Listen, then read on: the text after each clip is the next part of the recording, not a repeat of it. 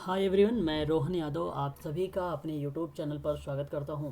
जैसा कि आप सभी लोग जानते हो दोस्तों कि मैं अपने यूट्यूब चैनल पर समाज कार्य से संबंधित संपूर्ण जानकारी आप लोगों को प्रोवाइड करता हूं। आज मैं आप सभी के लिए कुछ महत्वपूर्ण प्रश्न लेकर आया हूं समाज कार्य में। और पहला प्रश्न आपके सामने ये है कि निम्न में से कौन सा एक संस्था है? तो राष्ट्र, गांव, परिवार और डी कहता है इनमें से कोई नहीं।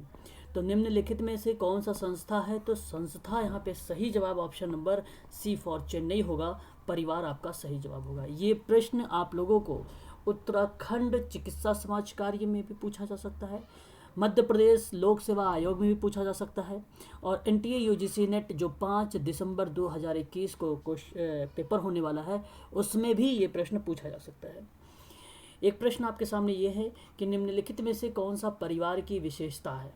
ठीक है, तो परिवार की विशेषता मैंने कल की ही क्लास में आप लोगों से भली भांति तरीके से बताया है कि सार्वभौमिकता भी होता है, सीमित आकार भी होता है, भावनात्मक आकार भी होता है। तो यहाँ पे ऑप्शन नंबर जो डी होगा इनमें से सभी इसका करेक्ट जवाब होगा। ठीक है, क्वेश्चन नंबर सेकंड का ऑप्शन नंबर डी करेक्ट था। अगर हम बात करते हैं क्वेश्चन नंबर 3 के बारे में, यहाँ पे क्वेश्चन नंबर 3 यानी कह रहा है कि निम्न में से कौन सा परिवार की विशेषता नहीं है। और जब ऐसा प्रश्न आए तो आपको नहीं को क्या करना है, अंडरलाइन करना है और फिर उसके बाद ऑप्शन को पढ़ना है। तो देखिए, सीमित आकार है आपके सामने, और एक बार यौन इच्छाओं की पूर्ति, ये दोनों के दोनों होंगे, और सामान्य निवास भी होता है। लेकिन प्रश्न था नहीं, तो औपचारिक नियम कानून जो है वो परिवार की विशेषता नहीं होती है। मैंने आप लोगों को कहीं इसके बारे में चर्चा भी नहीं किया था परिवार जब पढ़ा रहा था कल। तो ठीक है, आगे अगर हम बात करते हैं क्वेश्चन नंबर 4 के बारे में। क्वेश्चन नंबर 4 आपसे ये कह रहा है कि भारतीय सामाजिक व्यवस्था को महत्वपूर्ण पहलू क्या हो सकता है। क्वेश्चन नंबर 4 है आपके सामने। तो एक संयुक्त परिवार भी होगा, जाति व्यवस्था भी होता है और धर्म भी होता है। इनमें से सभी, क्वेश्चन नंबर जो 4 है उसका D is the right answer होगा। फोर्थ यहाँ पे डी फॉर डेनमार्क करेक्ट जवाब होगा सभी के सभी। परिवार क्या है? अच्छा प्रश्न है, परिवार क्या है बताइए। ये सभी के सभी समाज कार्य के प्रश्न हैं। तो परिवार क्या, संस्था है, समिति है, कि संस्था और समिति दोनों होगा, कि इनमें से कोई नहीं होगा। क्वेश्चन नंबर 5 का सही जवाब संस्था और समिति दोनों होगा। Option number C for Chennai correct जवाब होगा यहाँ पर। ठीक है, आगे हम बात करते हैं कि संयुक्त परिवार व्यवस्था मुख्यतः कहाँ पाई जाती है। संयुक्त परिवार अगर की बात करो तो इसकी व्यवस्था कहाँ पाई जाती है? औद्योगिक समाज में पाई जाती है, कि नगरीय समाज में पाई जाती है, यानी नगरीय समाज कह सकते हैं इसे हम, या तो ग्रामीण समाज में पाई जाती है। तो संयुक्त परिवार की व्यवस्था मुख्यतः कहाँ पाई जाती है? तो इसमें कोई ऑप्शन है ही नहीं उसके। तो option number D for Denmark यहाँ पे सही होगा, कि इनमें से कोई भी ऑप्शन नहीं मेंशन किया गया है। ठीक है, क्वेश्चन नंबर 7 की बात करते हैं। नातेदारी के मुख्यतः कितने प्रकार होते हैं? ठीक है, नातेदारी के मुख्यतः कितने प्रकार होते हैं? तो क्वेश्चन नंबर 7 के 2 टाइप होते हैं। यहाँ पे बी फॉर बॉम्बे आपका करेक्ट जवाब होगा। चाचा नातेदारी किस श्रेणी के अंतर्गत आता है? क्वेश्चन नंबर 8 जो चाचा नातेदारी है वो मैं आप लोगों को बता भी चुका हूँ, द्वितीयक के अंतर्गत आता है। Option number B for Bombay correct जवाब होगा यहाँ पर। हिंदू विवाह कानून किस वर्ष बना था? क्वेश्चन नंबर 9 का सही जवाब जो होगा 1955 होगा, और यहाँ पे option number B for Bombay आपका करेक्ट जवाब होगा। मैंने आज आप लोगों को लगभग 2 घंटे की क्लास लिया है आप सभी को, तो उसमें बताया था हिंदू विवाह को लेकर, है ना। तो आप लोग ध्यान रखिएगा, हिंदू विवाह और हिंदू उत्तरा विवाह। ठीक है, तो उत्तराधिकार अधिनियम पूछता है, और कभी कभी प्रश्न ये भी पूछ लेता है दत्तक ग्रहण करके भी, है ना। तो ये दोनों के दोनों मैंने एक तरीके से ट्रिक के माध्यम से याद करवाया था। ठीक है, 1955 यानी 55 साल का व्यक्ति था उसमें, है ना। तो इसको थोड़ा सा रिकॉल करिएगा आप लोग अपने मन में, तो याद आ जाएगा। क्वेश्चन नंबर अगर हम 10 की बात करते हैं, निम्नलिखित में से कौन सा एक जाति है? ठीक है, एक जाति है, तो इसमें वैश्य, शूद्र, राजपूत, इनमें सभी, यहाँ पे जो राजपूत देख रहे हैं आप, ये एक जाति है। ऑप्शन नंबर आपका सी फॉर चेन्नई करेक्ट जवाब होगा यहाँ पर क्वेश्चन नंबर 10 का। जाति व्यवस्था क्या होती है? जाति व्यवस्था क्या होती है? तो ये एक वर्ल्ड व्यवस्था होती है। ऑप्शन नंबर वर्ल्ड व्यवस्था जहाँ पे होगा डी फॉर डेनमार्क, वही आपका करेक्ट जवाब होगा। ये बहुत इंपॉर्टेंट क्वेश्चन है, इसको आप लोग सभी लोग ध्यान रखिएगा, यह प्रश्न एग्जाम में पूछा जा सकता है आप लोगों से। क्वेश्चन नंबर 12 की बात करते हैं कि कौन सा आदिवासी समाज जो है मातृ प्रधान है? मातृ प्रधान है क्वेश्चन नंबर 12। तो इसका option number B for Bombay आपका सही जवाब होगा खांसी। ऑप्शन नंबर बी आपका यहाँ पे करेक्ट जवाब होगा, है ना। आगे बात करते हैं, नेक्स्ट क्वेश्चन लेते हैं, क्वेश्चन नंबर 13 के बारे में कि सरना किसका धार्मिक स्थल है। सरना यहाँ पे अच्छा प्रश्न है आपके सामने, मुंडा का है। ये आपका करेक्ट जवाब होगा, option number B for Bombay आपका सही जवाब होगा। निम्न में से कौन जनजाति की विशेषता पाई जाती है। क्वेश्चन नंबर 14 है, मैंने आप लोगों को कल बताया था, सामान्य भूभाग पाया जाता है, सामान्य भाषा पाई जाती है, सामान्य संस्कृति पाई जाती है, उसी को तो हम जनजाति बोलते हैं। इसी के बारे में मैंने कल आप लोगों से बताया भी था और सुदरलैंड की परिभाषा के माध्यम से भी समझाया था। तो यहाँ पे option number D for Denmark आपका करेक्ट जवाब हो जाएगा, है ना। युवा संगठन पाया जाता है, तो युवा संगठन कहाँ पाया जाता है, जनजातीय समाज में पाया जाता है। अब आप जो ग्रामीण समाज में नहीं होगा युवा संगठन, और ना ही नगरीय समाज या नगरीय समाज, बात दोनों एक ही है, शहरी समाज भी बोलते हैं। जनजातीय समाज में जो है युवा संगठन पाया जाता है, option number C for Chennai आपका करेक्ट जवाब हो जाएगा, है ना। क्वेश्चन की बात करते हैं, यहाँ पे कौन सा सामान्य जनजाति जीवन के संबंधित नहीं है, तो वह कौन सा समस्या है, यहाँ पे समस्या की बात कर रहा हूँ जो जनजातीय जीवन से संबंधित नहीं है।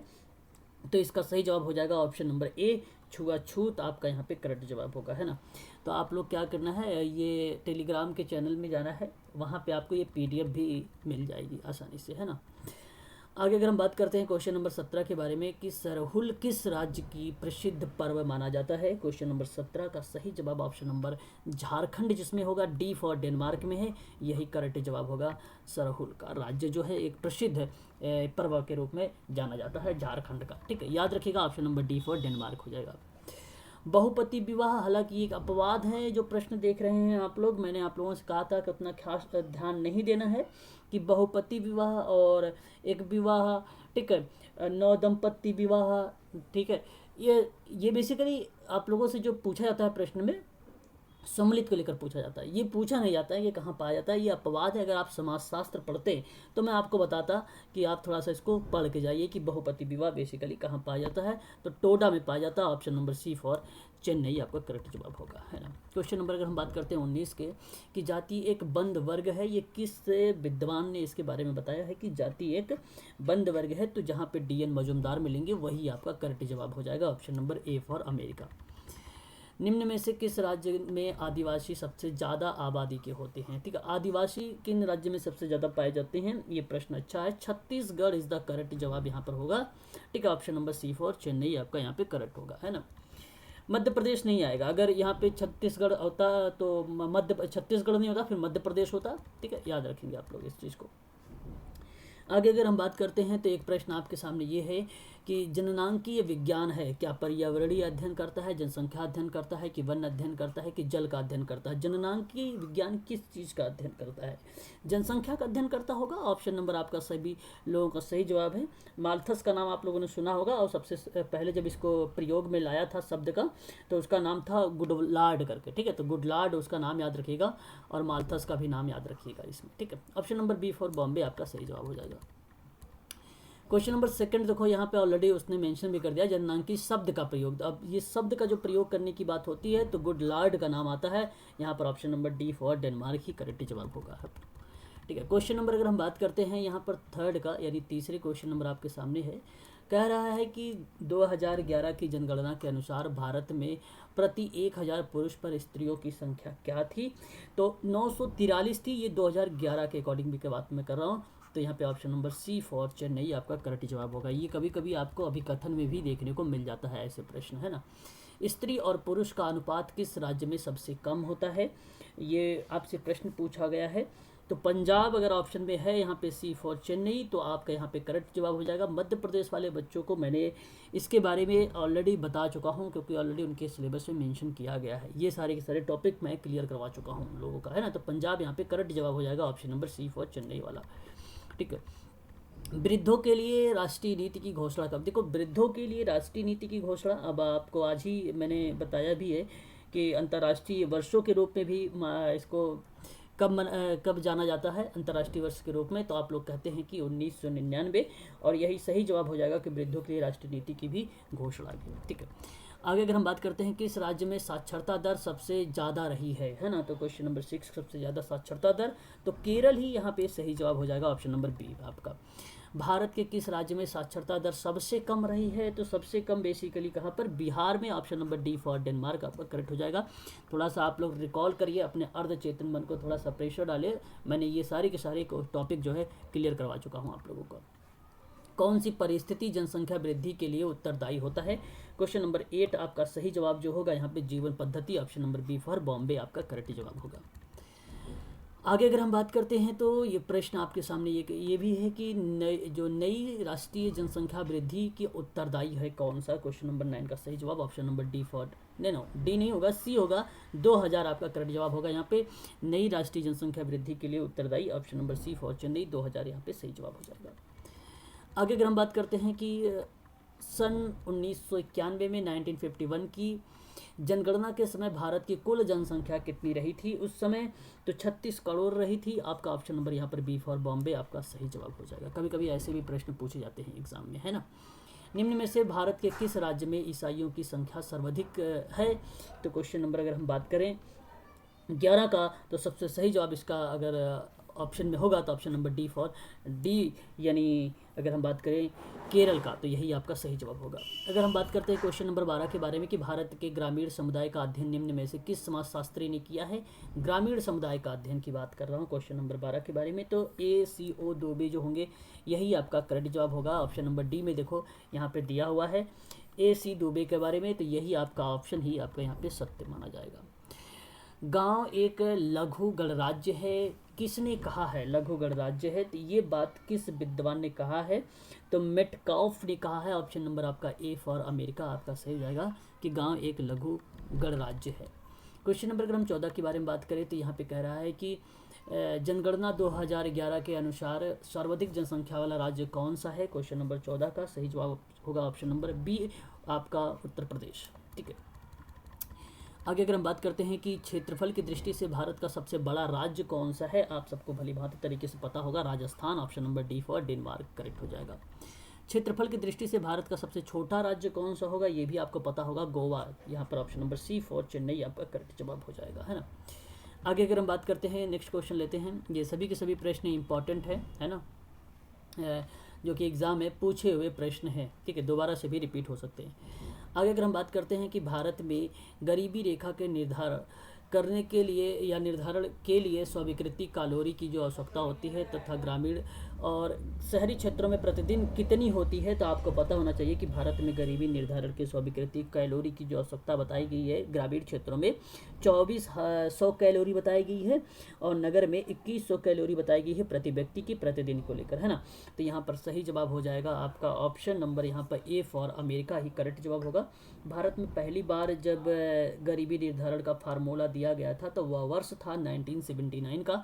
ये भी आप लोगों को थोड़ा सा ध्यान में रखना पड़ेगा, इंपॉर्टेंट चीज़ें हैं, ठीक है। वाई के अलग की अध्यक्षता में यह समिति के द्वारा जो है बनाया भी गया था, आप लोग इसे भी थोड़ा सा ध्यान रखेंगे, ऑप्शन नंबर ए करेक्ट हो जाएगा। आगे अगर हम बात करते हैं क्वेश्चन नंबर 2 के बारे में, तो भारत में निर्धनता रेखा का आकलन किसके द्वारा किया जाता है? क्वेश्चन नंबर 2 का सही जवाब होगा भारत में निर्धनता रेखा का आकलन किसके द्वारा किया जाता है? तो यहाँ पर जो राष्ट्रीय प्रतिदर्श सर्वेक्षण संगठन के बारे में बात हो रही है, जो बेसिकली भारत में निर्धनता रेखा का आकलन समय समय पर सामान्यतः हर 5 वर्ष पर या प्रतिदर्श सर्वेक्षण के माध्यम से जो किया जाता है, ठीक है। यह सर्वेक्षण राष्ट्रीय प्रतिदर्श सर्वेक्षण संगठन है जिसको हम लोग बोलते हैं नेशनल सैंपल सर्वे ऑर्गेनाइजेशन के द्वारा कराया जाता है। ऑप्शन नंबर यहाँ पर बी फॉर बॉम्बे वाला ही आपका यहाँ पे जवाब सही हो जाएगा, सेकेंड वाला।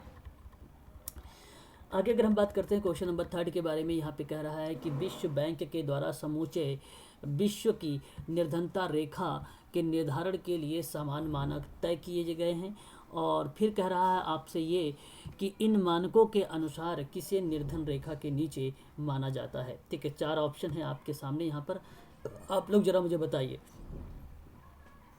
पहला ऑप्शन ये है कि जिन व्यक्तियों की आय $5 प्रतिदिन से कम हो, ये गलत जवाब हो जाएगा आप लोगों का। अगर यहाँ पर हम बात करें जिन व्यक्तियों का आय $2 प्रतिदिन का कम होगा, ये भी गलत हो जाएगा, ये भी गलत हो जाएगा। ऑप्शन नंबर 3 के देखते हैं, यही सही है कि जिन व्यक्तियों की आय $1 प्रतिदिन से कम होगी वह विश्व बैंक के द्वारा बताया गया कि निर्धनता रेखा के नीचे आते हैं या उसके समान मानक तय उनके किए गए हैं निर्धनता रेखा के लिए, ठीक है।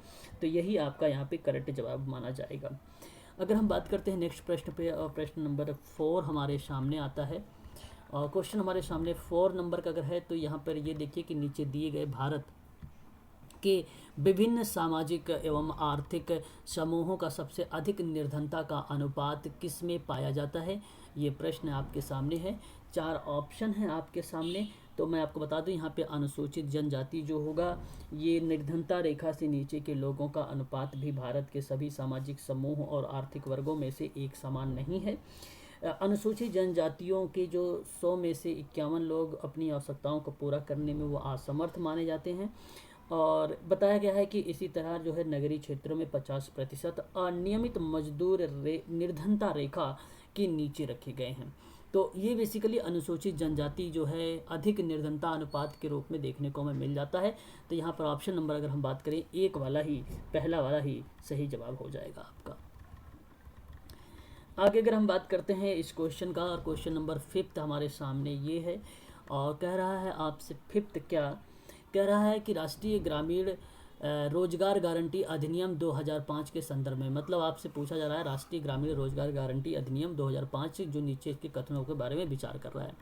पहला कथन आपसे कह रहा है कि यह विधेयक प्रत्येक ग्रामीण परिवार को 100 दिनों के सुनिश्चित रोजगार का प्रावधान करता है क्या।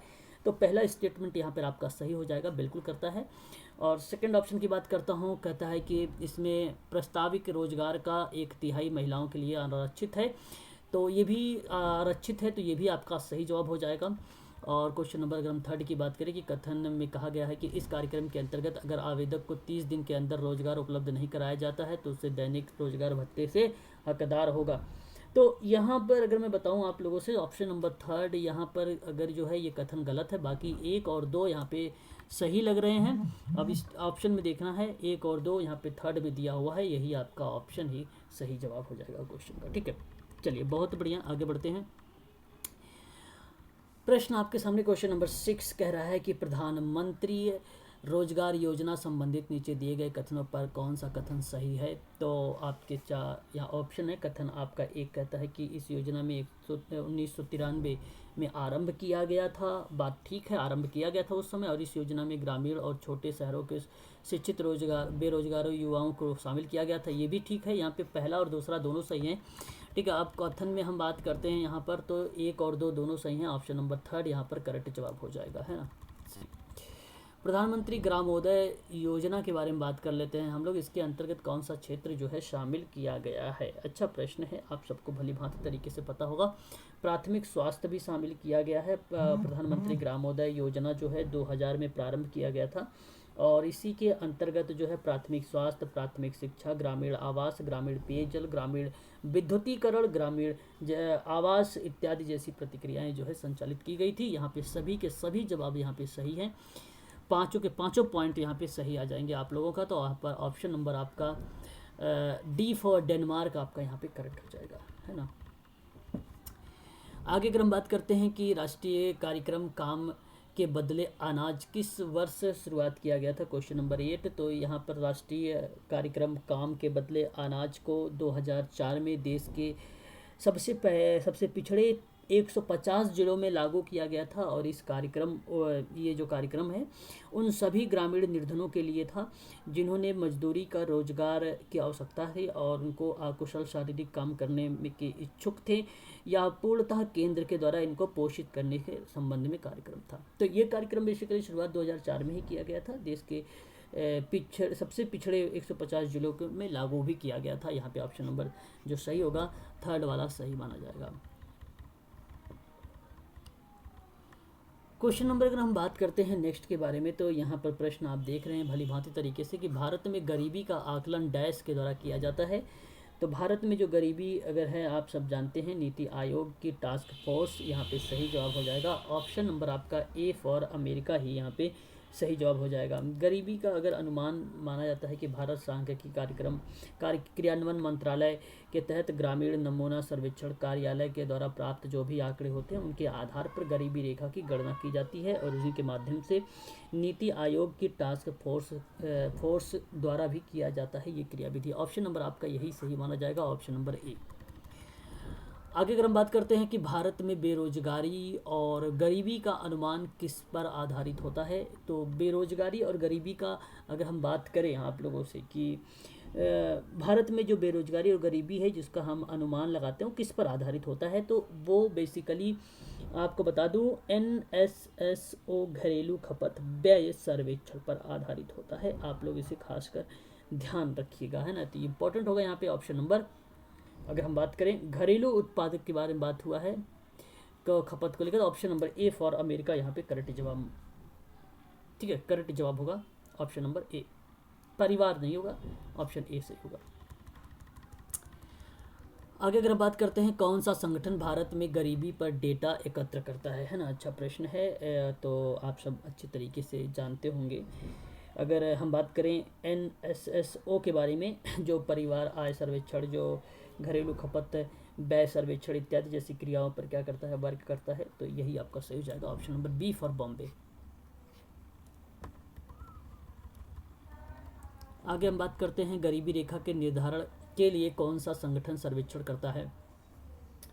तो गरीबी रेखा के निर्धारण के लिए कौन सा संगठन जो है सर्वेक्षण करता है, ठीक वही आएगा आपका NSSO, option number A for America सही माना जाएगा यहाँ पर। कौन सी संस्था जो है गरीबी रेखा के निर्धारण के लिए सर्वेक्षण करती है, ठीक है, बहुत अच्छा प्रश्न है, आप सबको पता होना चाहिए कि भारत में अगर गरीबी का अगर हम बात कर रहे हैं, ठीक है, यहाँ पर कि कौन सी संस्था जो है गरीबी रेखा के निर्धारण के सर्वेक्षण करती है, तो यहाँ पे सही जवाब आपका क्या होना चाहिए बताइए। यहाँ पर आपका अगेन वही आएगा NSSO, यहाँ पर सही जवाब हो जाएगा ऑप्शन नंबर ए। अगर गरीबी रेखा के अवधारणा की समीक्षा के लिए किस समिति का गठन किया गया था, option number A Sachin Tendulkar समिति, बी लकड़ावाला समिति, सी वांचो समिति, ऑप्शन डी दत्त समिति। तो इसका सही जवाब क्या होना चाहिए। अच्छा प्रश्न है ये, और आप सबको भली भांति तरीके से पता भी होना चाहिए इस प्रश्न के बारे में, है ना। बताइए ऑप्शन नंबर यहाँ पर ए करेक्ट हो जाएगा, सुरेश तेंदुलकर, सचिन नहीं है, सुरेश तेंदुलकर है। 2005 में गरीबी रेखा की अवधारणा की समीक्षा के लिए सुरेश तेंदुलकर लाया गया था समिति, ठीक है। तो ऑप्शन आपका यहीं पर करेक्ट जवाब हो जाएगा option number A for America. अगर हम बात करते हैं लकड़ावाला समिति के बारे में, तो लकड़ावाला समिति का गठन भारत में गरीबों की अनुपात और संख्या का आकलन की पद्धतिगत तरीके से कंप्यूटेशनल पहलू जो थे उस पर विचार करने के लिए किया गया था, जिसमें औद्योगिक विकास को देखने के लिए इन क्षेत्रों में उद्योगों और वित्तीय प्रोत्साहन को सिफारिश की थी। अगर हम वांचो समिति के बारे में बात करें तो इसका जो गठन किया गया था भारत के लाइसेंस प्रणाली के कामकाज की जांच के लिए जो है लाया गया था। और उसके बाद दत्त समिति भी थी जो बेसिकली भारत में लाइसेंस प्रणाली के बारे में बात करती थी, ठीक है। तो आपका यहीं पर सही जवाब हो जाएगा ऑप्शन नंबर यहाँ पर A for America, Suresh Tendulkar समिति 2005 में जो गठित की गई थी, ठीक है। आगे अगर हम बात करते हैं क्वेश्चन नंबर नेक्स्ट लेते हैं, और ये यहाँ पे कह रहा है कि निम्नलिखित में से कौन सा भारत में गरीबी रेखा को ठीक करता है ना। अच्छा प्रश्न है, 4 ऑप्शन है आपके सामने। तो एक है केंद्रीय लोकसभा, राज्यसभा, लोकसभा, और अब तक नीति भी क्या कह सकते हैं, नीति आयोग भी इसको बन गई है अब तो। ये बेसिकली जो है योजना आयोग के सांख्यिकीय, यानी यहाँ पर अगर हम बात करें योजना आयोग, जो यहाँ पे सही जवाब होगा ऑप्शन नंबर डी ही यही सही माना जाएगा, डी को, कि सांख्यिकी और कार्यक्रम क्रियान्वयन मंत्रालय के राष्ट्रीय नमूना सर्वेक्षण कार्यालय के द्वारा किया गया उपभोग या व्यय सर्वेक्षण के आधार पर देश में गरीबी का स्तर का अनुमान लगाना, ये बेसिकली इसी के अंतर्गत आता था। इसमें भी कुछ पार्ट हुआ करते थे। भारत में गरीबी का अनुमान लगाने के लिए इस्तेमाल की जाने वाली एक सामान्य विधि या आय या उपभोग का स्तर पर आधारित हुआ करता था। तो परिवार की गरीबी रेखा से नीचे BPL कहा जाता था, आपको पता भी होगा, आज भी कहा जाता है ना। तो याद रखिएगा, भारत में जो राष्ट्रीय स्तर पर पहली आधिकारिक ग्रामीण और शहरी गरीबी रेखा 1979 में YK अलग समिति द्वारा पेश की गई थी, और पहली बार आधिकारिक गरीबी की गणना भी की गई थी, ठीक है। ये भी चीज़ें आपको थोड़ा सा ध्यान रखना होगा। और 2011-12 में आधिकारिक गरीबी अनुमानों के लिए तेंदुलकर गरीबी रेखा आधिकारिक गरीबी रेखा को बनाई भी गई थी। तो यहाँ पर ऑप्शन नंबर जो हो जाएगा योजना आयोग वाला सही माना जाएगा, भारत में गरीबी रेखा को ठीक करता है यही योजना, ठीक है। आगे अगर हम बात करते हैं कि भारत में किसे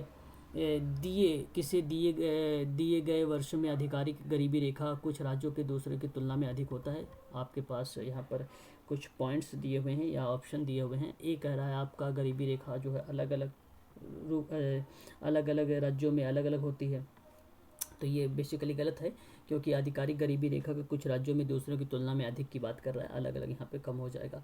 अगर हम बात करते हैं मूल्य स्तर पर अलग अलग राज्यों में अलग अलग होते हैं, है ना, तो मूल्य स्तर में अगर हम बात करें तो यही आपका करेक्ट जवाब हो जाएगा, जहाँ पर जो है अंतर्राज्यीय मूल्य अंतर के कारण जो है गरीबी रेखा एक राज्य से दूसरे राज्य से भिन्न होती है। तो योजना आयोग के अनुसार 2011 और 12 में ग्रामीण क्षेत्रों में के लिए तेंदुलकर पद्धति का उपयोग करके राष्ट्रीय गरीबी रेखा गांवों के प्रति व्यक्ति आय जो था, या प्रति व्यक्ति जो माह के बारे में बात बताया गया, रुपए को लेकर, आय को लेकर, तो 816 रुपये बताया गया, और शहरों के प्रति व्यक्ति माह के लिए 1000 रुपये होने का अनुमान को लेकर बताया गया था। यहाँ पर सही जवाब हो जाएगा ऑप्शन नंबर सेकंड वाला ही सही जवाब होगा, ऑप्शन नंबर बी। आगे आपसे कहता है कि प्रधानमंत्री मुद्रा योजना के सरकार की किस प्रमुख योजना जिसका उद्देश्य है निधि मुद्रा, मतलब निधि का मतलब तो मुद्रा रहित लोगों को निधि देना, या मुद्रा का पूर्ण रूप क्या हो सकता है, ऐसा प्रश्न है आप सभी के सामने। और 4 ऑप्शन है, आपसे कह रहा है कि यहाँ पे 4 ऑप्शन में पहला ऑप्शन की मध्यम इकाई विकास एवं पुनर्वृत्त एजेंसी लिमिटेड होगा, ठीक है, कि micro units development and refined agency limited होगा, और यही आपका सही जवाब हो जाएगा, option number B for Bombay वाला ही ऑप्शन सही माना जाएगा। भारत सरकार ने प्रधानमंत्री मुद्रा योजना जैसे PMMY योजना शुरू किया था, तो उसका उद्देश्य था फंड एंड अनफंडेड, यानी योजना का उद्देश्य कम वित्त वाले उद्योगों को औपचारिक वित्तीय प्रणाली लाना और उन्हें वाहनीय ऋण प्रदान करना, यही इसका बेसिकली मोटो रखा गया था। इसको आप लोग ध्यान रखिएगा। PM मोदी ने 8 अप्रैल 2015 को इस योजना को शुरुआत भी किया था, ठीक है, तो option number B for Bombay ही आपका करेक्ट हो जाएगा यहाँ पर ऑप्शन आपका, ठीक है भाई। कब स्टार्ट किया गया था? 2015 में, तो प्रधानमंत्री मुद्रा योजना को स्टार्ट किया गया था, ठीक है, यही आपका सही जवाब हो जाएगा। जीवन की न्यूनतम आवश्यकता अगर हम बात करें यहाँ पर, तो अच्छा प्रश्न ये भी है कि जीवन की न्यूनतम आवश्यकताओं को प्राप्त करने के लिए न्यूनतम आय की अनुपस्थिति का संबंध निम्न में से किस प्रकार गरीबी से है ना। तो ये बेसिकली एक पूर्ण या आप कह सकते हैं संपूर्ण या निरपेक्ष गरीबी कह सकते हैं। ऑप्शन नंबर आपका यहाँ पर हम देखते हैं, यहाँ पे क्या दिया हुआ है। पहला दिया हुआ है संपूर्ण या पूर्ण, आप भी बोल सकते हो आप लोग, या तुलना गलत हो जाएगा यहाँ पे, उपरोक्त दोनों में से गलत। यहाँ पर ए फॉर अमेरिका ही आपका करेक्ट जवाब होगा कि पूर्ण गरीबी को उस स्थिति का रूप में परिभाषित किया जाता है जिसमें किसी विषय के पास जो है अपनी बुनियादी ज़रूरतों को पूरा करने के लिए एक साधन ना होकर एक बुनियादी ज़रूरतों को अक्सर अंतर्राष्ट्रीय गरीबी उन्मूलन कार्यक्रम में सूचीबद्ध किया जाता है, ठीक है। तो ये बेसिकली इसका आंसर हो जाएगा option number A for America वाला आपका। आगे अगर हम बात करते हैं तो कह रहा है कि पूर्ण निरपेक्ष गरीबी के बारे में निम्नलिखित में से कौन सा कथन सही नहीं है, आपको कथन बताना है। तो देखिए यहाँ पर जैविक ज़रूरतों को केंद्रित होता है, ये सही है आपका। विकसित देशों में पूर्ण गरीबी का स्तर को बहुत कम होता है, ये भी सही होता है। गरीबी जो है सरकारी नीतियों और पूर्ण गरीबी को ऊपर उठाने में मदद भी करती है, ये भी सही है। या लोगों के जीवन स्तर को तुलना करता है, ये गलत हो जाएगा। Option number D for Denmark यहाँ पर सही जवाब हो जाएगा कि यह लोगों के जीवन स्तर की तुलना करता है, ये गलत जवाब है। किसके परिप्रेक्ष्य में गलत है कि जहाँ पे पूर्ण या निरपेक्ष गरीबी के बारे में निम्न स्टेटमेंट देने की बात कर रहा है आप लोगों से, है ना, ये आपका गलत जवाब हो जाएगा डी फॉर डेनमार्क। भारत में 3 प्रकार के राशन कार्ड, निम्नलिखित में से कौन सा राशन कार्ड सबसे गरीब लोगों के लिए है? आपको पता होना चाहिए, ये प्रश्न सरल भी है। और आपको अंत्योदय कार्ड की अगर बात करें तो यही जो है बेसिकली 3 प्रकार के राशन कार्ड में से सबसे ज़्यादा राशन कार्ड का सबसे गरीब लोगों में ये चीज़ें बताई जाती है या दी जाती है, अंत्योदय कार्ड, ठीक है। भारत में 3 प्रकार के राशन कार्ड होते हैं। एक अंत्योदय कार्ड होता है, सबसे गरीब के लिए होता है। फिर उसके बाद गरीबी रेखा से नीचे लोगों के BPL कार्ड होता है, और अन्य सभी के लिए APL कार्ड होता है। हरित क्रांति से पहले जब 1960 के दशक में दौरान भोजन की कमी के मद्देनज़र राशन प्रणाली को पुनर्जीवित किया गया था, ठीक है, या पुनर्जीवित किया गया था, आप ऐसे भी बोल सकते हो, हरित क्रांति से पहले 1960 से, ठीक है। तो ये चीज़ें इसके अंतर्गत हमें देखने को मिल जाती है। आगे अगर हम बात करते हैं नेक्स्ट प्रश्न पर, और प्रश्न कह रहा है कि भारत में गरीबी का अनुमान लगाने के लिए निम्नलिखित में से कौन सी विधि का प्रयोग किया जाता है ना। तो गरीबी का अनुमान लगाने के लिए कौन सा प्रयोग सही किया जाता है, तो एक प्रमुख गणना का अनुपात भी लगाया जाएगा, उष्मांक ग्रहण भी लगाया जाएगा, घरेलू उपभोग भी का व्यय लगाया जाएगा, और प्रति व्यक्ति आय भी होगी। यहाँ पर सही के सही जवाब हो जाएंगे ऑप्शन नंबर, यहाँ पर चारों सही हैं। तो अच्छा ऑप्शन में दिया हुआ है यहाँ पर A 2 3 4 यानी D फॉर डेनमार्क यानी फोर्थ वाला करेक्ट जवाब हो जाएगा। निम्न में से कौन सी गरीबी निर्धारण का उपाय माना जाता है, यह अच्छा प्रश्न है, आप सभी को पता होगा भली भांति तरीके से कि गरीबी निर्धारण का उपाय है ना। तो प्रमुख गणना अनुपात भी होगा, फिर आपको अगर हम बात करें सेन इंडेक्स भी होगा, गरीबी अंतर सूचकांक भी होगा, ये सभी यानी option number D for Denmark आपका सही जवाब हो जाएगा। किस राज्य में गरीबी रेखा के नीचे जीवन यापन करने वाले सबसे जीवन रेखा करने वालों की जीवन यापन करने वालों की संख्या सबसे अधिक मानी जाती है। तो सबसे अधिक जो मानी जाती है वो Uttar Pradesh, option number B for Bombay आपका सही जवाब हो जाएगा यहाँ पर। चलिए आगे बढ़ते हैं और नेक्स्ट प्रश्न लेते हैं हम सभी लोग। 2011 और 12 में, ठीक है, सर्वाधिक गरीबी का अनुपात मौजूद है कहाँ पर, बिहार में, option number A for America correct जवाब हो जाएगा। आगे अगर हम बात करते हैं कि भारत में कौन से 2 राज्य सबसे गरीब राज्य बने हुए हैं, है ना, भारत की बात कर रहे हैं हम, ठीक है। तो यहाँ पर भारत में कौन से, उड़ीसा और बिहार, यहाँ पर ऑप्शन नंबर ए करेक्ट हो जाएगा, यहाँ पर ए फॉर अमेरिका सही जवाब हो जाएगा। भारत 2011 की जनगणना के अनुसार भारत में गरीबी रेखा के नीचे बीपीएल प्रतिशत कितना रहा है, ठीक है। 2011 के अनुसार बताया गया है कि भारत में गरीबी रेखा से नीचे बीपीएल प्रतिशत कितना रहा है, तो 22% रहा है, ऑप्शन नंबर सेकंड वाला यहाँ पर सही जवाब हो जाएगा। मनरेगा एक वित्तीय वर्ष के एक परिवार के वयस्क सदस्यों को न्यूनतम मजदूरी पर कम से कम न्यूनतम मजदूरी पर रोजगार की कानूनी गारंटी प्रदान करता है, मनरेगा, है ना। तो ये 100 दिन का होगा, कितने दिन का होगा, 100 दिन का, option number B for Bombay हो जाएगा। क्योंकि मनरेगा एक फाइनेंस वर्ष में एक परिवार के वयस्क सदस्यों को न्यूनतम मजदूरी कम से कम 100 दिन के लिए न्यूनतम मजदूरी का रोजगार जो है कानूनी गारंटी प्रदान करता है, ऑप्शन नंबर यहाँ पर बी फॉर बॉम्बे ही सही जवाब हो जाएगा। पश्चिमी राजस्थान में गरीबी को कम करने की सहायता की क्रियान्वित किया जाता है, तो उसे क्या बोला जाता है, ठीक है। सही इसका करेक्ट जवाब क्या होना चाहिए, जो आपको पश्चिमी राजस्थान में गरीबी को कम करने की बात कर रहा है, तो ये आपका सही जवाब हो जाएगा।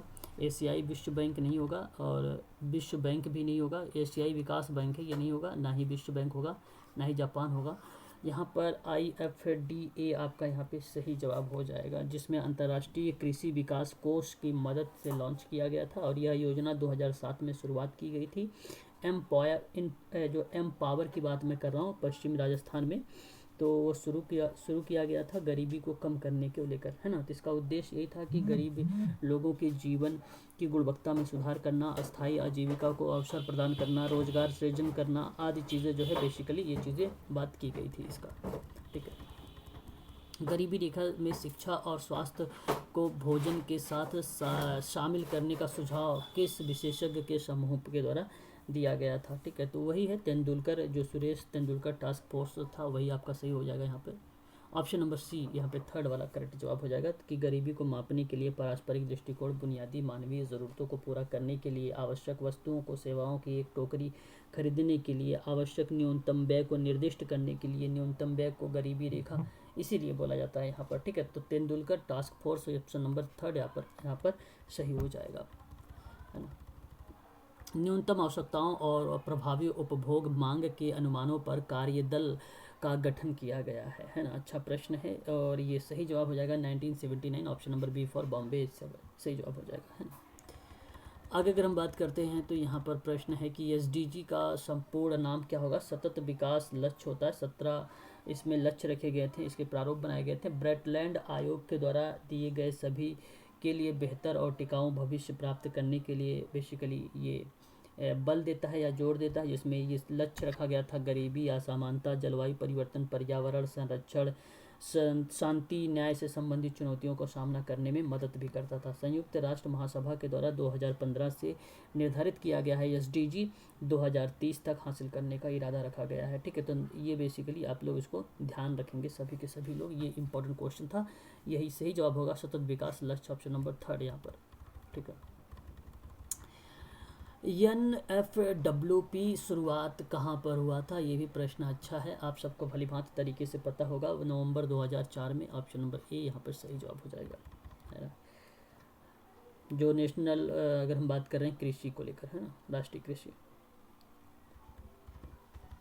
आगे अगर हम बात करते हैं नेक्स्ट क्वेश्चन की, निम्नलिखित में से कौन सा कार्यक्रम के तहत जो है वृद्ध लोगों की सहायता प्रदान करता है, वृद्ध लोगों की सहायता प्रदान करता है, तो राष्ट्रीय सामाजिक सहायता कार्यक्रम है जो NSAP का अगर हम बात करें लॉन्च करने की, तो ये 15 अगस्त 1995 में किया गया था। तो कहाँ पर है NSP, ऑप्शन नंबर बी में है।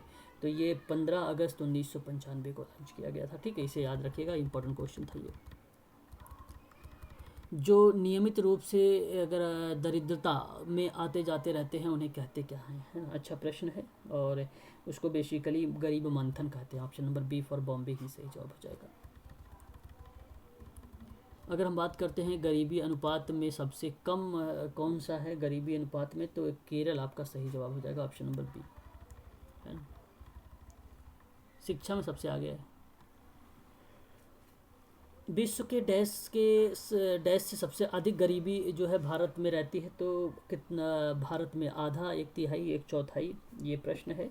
तो 1/5 रहेगा, option number D for Denmark हो जाएगा। विश्व के 1/5 से अधिक गरीब भारत में रहते हैं, है ना।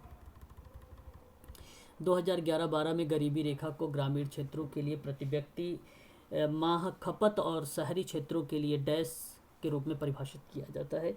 अच्छा प्रश्न है। तो ये अगर मैं बात करूं तो 816 रुपये और 1000, मैंने अभी बताया भी है इसके बारे में कि 2011-12 में गरीबी रेखा के ग्रामीण क्षेत्रों के लिए प्रति व्यक्ति आय और माह के बारे में बात कर रहा है, और फिर शहरी क्षेत्रों के लिए, तो ग्रामीण के लिए 816 रुपये प्रति माह और 1000 रुपये शहरी के लिए है। ठीक है, तो इसे आप ध्यान रखिएगा। आगे अगर हम बात करते हैं कि लोगों के न्यूनतम मूलभूत सुविधाएं उपलब्ध कराने के प्रावधान के तहत निम्नलिखित में से कौन सी कार्रवाई की अपनाई जाती है ना। अच्छा प्रश्न है ये भी। तो ये बेसिकली प्रधानमंत्री ग्रामोदय जो योजना है उसके अंतर्गत आता है। अब ये जहाँ पर मिलेगा वही सही होगा, ये रहा ऑप्शन नंबर सी वाला यहाँ पे सही हो जाएगा। जो है प्रधानमंत्री ग्रामोदय योजना के अंतर्गत आएगा। ठीक है, भारत में कौन सा सामाजिक समूह गरीबी के प्रति सर्वाधिक संवेदनशील होता है, तो ये सभी के सभी प्रश्न इंपॉर्टेंट हैं। अनुसूचित जाति, अनुसूचित जनजाति, आकस्मिक मजदूरी, और ऑप्शन नंबर डी जो हो जाएगा उपरोक्त सभी, यहाँ पे सभी जवाब ऑप्शन नंबर डी हो जाएगा करेक्ट। भारत में शहरी क्षेत्रों में स्वीकृति औसत कैलोरी कितनी होती है, आप भली भांति तरीके से जानते हैं, अभी मैंने बताया भी है 2100, ऑप्शन नंबर ए करेक्ट हो जाएगा। ये शहर का था, ग्रामीण का 2400 है कैलोरी। ठीक है, याद रखिएगा। ये लिखा हुआ पाकिस्तान की तुलना में भारत में गरीबी का अनुपात कितना है, ये प्रश्न अच्छा है, तो दुगना है। ठीक है, पाकिस्तान की तुलना में भारत में गरीबी का अनुपात कितना है, दुगना है। ऑप्शन नंबर यहाँ पर सी फॉर चेन्नई आपका करेक्ट जवाब हो जाएगा, है ना। विकासशील देश के बीच तुलना करने के लिए न्यूनतम उपलब्धता के संदर्भ में गरीबी रेखा के लिए समान बेसिकली जो चीज़ें बताई गई थी, यहाँ पे तुलना में बताया गया कि पाकिस्तान की तुलना में भारत में जो गरीबी का अनुपात होगा वो कितना होगा, दुगना हो जाएगा, है ना। तो ये चीज़ हमें ध्यान रखना होगा। आगे अगर हम बात करते हैं कि विकासशील देश के बीच की तुलना के लिए जो है न्यूनतम उपलब्धता के संदर्भ में गरीबी रेखा के लिए किस समान मानक प्रति व्यक्ति या प्रतिदिन का आय जो है उपयोग किया जा रहा है यहाँ पर। ठीक है, तो इसका सही जवाब क्या होना चाहिए, ऑप्शन नंबर आपको दे रखा है यहाँ पर, ऑप्शन नंबर 1 यहाँ पे सही हो जाएगा, ए फॉर ए अमेरिका, यानी $1 में, है ना, यही सही जवाब हो जाएगा।